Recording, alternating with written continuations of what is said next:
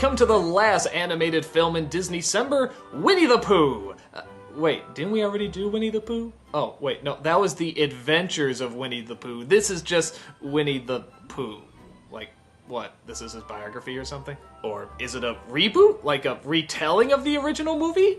No, they're new stories. I guess it's just sort of continuing it, but why don't they call it More Adventures of Winnie the Pooh, or The Continuing Adventures of Winnie the Pooh? Or give it a different title, like they did the other Winnie the Pooh movies? I don't know. It's here, let's review it. All your favorite characters are back, including Winnie, Piglet, Owl, Tigger, the whole bunch. And much like the original film, it doesn't seem like there's one coherent story throughout the whole thing. Well, kind of, sort of, not really, yes, I don't know. Okay, let me explain. Pooh is looking for honey, big shock. And in the meantime, he finds out that Eeyore has lost his tail. Pooh tells everybody about it, and so everybody tries to get a replacement tail for him. But none of them really seem to work. So they sort of leave that story for a bit, and they go on to another story. Pooh tries to approach Christopher Robin, but he misreads a note and thinks that he's been kidnapped by a monster called the Baxen. I won't dare tell you as how they came to this conclusion because, to be very honest, it's very, very funny. So most of the movie is trying to figure out how to capture this monster called the Baxen. And that's really about it. Those are the only two stories in this movie. I mean, it's done well, I guess, but why do we spend so much time on just those two stories? The original had like a ton of stories, and that was awesome. Heck, even if you wanted to keep it to just one story, that'd be fine too, but these seem very split apart, and even the way the movie is told, it seems like it's trying to recreate what the first film was doing. You know, a lot of fourth wall jokes with the narrator, and just sort of taking time to let the characters talk and breathe and just have moments. But what made that one work is that it had a lot of stories. This one only has two. That's very odd. When the film ended, I was shocked. I was like, really? That's it? Where's the rest of it? There's gotta be more stories you can tell than that. But to be fair, they're told pretty well.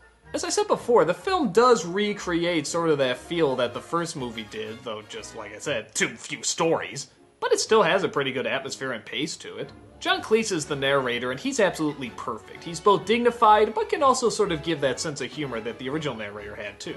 That's Craig Ferguson as the Owl, and he's a little different from the original character. He's a little bit more obsessed, a little bit more full of himself. I mean, the original Owl was kind of egotistical too, but this one seems obsessed with being right. Which I guess works okay, but I don't know, wasn't Rabbit already sort of that character? Wasn't he kind of the stick in the mud or whatever? I don't know, it works okay. The songs are really friggin' good songs. I guess it was done by the same people who did Avenue Q and Book of Mormon. In fact, one of the writers is actually the voice of Kanga. That's pretty cool. They're so good that I actually thought maybe it was the Sherman Brothers. I thought they came back to do the music for this movie. But nope, it's just the exact same spirit and the exact same talent. They swipe your stripes. They climb your pipes. They dig up your garden. They won't beg your pardon. They eat your snacks. They won't relax. They chip your tooth. They steal your youth. And now you know the horrible truth. The Baxen, we're afraid of the Baxen. I guess if I had to point out one other nitpick, it would be, surprisingly, the animation's a little too good. I know, I'm never satisfied, but when you look at the original Winnie the Pooh, it's just the perfect amount. It's good animation, but still a little sketchy. Here, the backgrounds are still sketchy and they look fine, but the characters may be just a little too clean. And on top of that, they sort of gave Christopher Robin more human-like eyes, and oddly enough, I sort of like the dot eyes, which I rarely do. But I think because everybody else has them, it sort of worked. And when you suddenly see a character that has those big Disney-like eyes, it sort of takes you out of it a bit. Though not much. And again, it's a nitpick. I'm just trying to look for problems. The film is good. It has a lot of funny scenes. The characters are still wonderful, and it has some great songs. The biggest problem there is that there are only two stories, and I still don't get that. Why didn't they do a ton of stories, especially when it's called Winnie the Pooh? I mean, you can recreate this, you can have so much fun, and you only stick it to two stories?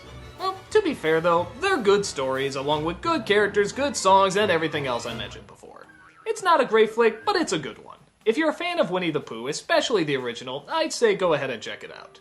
And folks, that was Disneycember. Thank you so much for joining me and looking over some of the most classic and memorable of Disney animated movies. I'm sure you got your own opinions on these movies, so get out there, share them, and hear what other people have to say. Thanks so much for joining me, and take care.